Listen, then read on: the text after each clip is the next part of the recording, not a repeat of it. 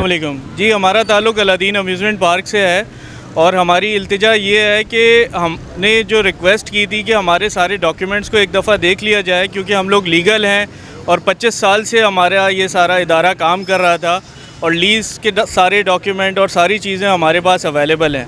तो हज़ारों लोगों का जो मुआशी कत्ल किया जा रहा है, बेरोज़गारी पहले ही इतनी है, हज़ारों लोग बेरोज़गार हो गए हैं। तो इस सिलसिले में हमारी रिक्वेस्ट ये है अदालत उज़्मा से कि हमारी सुनवाई की जाए। हमारे पास सारी चीज़ें अवेलेबल है, सारे डॉक्यूमेंट अवेलेबल हैं और हज़ारों दुकानें हैं वहाँ पे जिनके कारोबार ख़त्म हो गए हैं, हज़ारों लोग बेरोज़गार हो गए। तो हमारी रिक्वेस्ट सिर्फ़ ये है कि जी हमारी सुनवाई की जाए।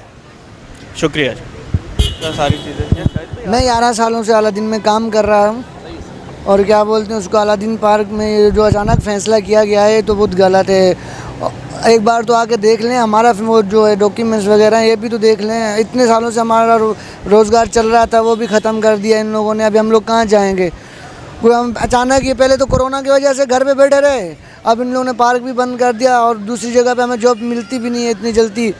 बराए मेहरबानी हमारा गुजारिश है आप लोगों से कि सर आके देख लें, हमारी अलादीन के जो है सर जो बोल रहे हैं वो देख लें आके डॉक्यूमेंट्स वगैरह, और हमारी जॉबें भी बहाल हो जाएं। Thank you sir. अस्सलाम वालेकुम। हमारा ताल्लुक़ सबका पवेलियन एंड क्लब से। हमारी गुजारिश सिर्फ इतनी है कि चीफ़ जस्टिस साहब जो है हमारी सुनवाई सुन लें और इस चीज़ पे देख लें कि कितने लोग जो है इनके इस इक़दाम से बेरोज़गार हुए हैं।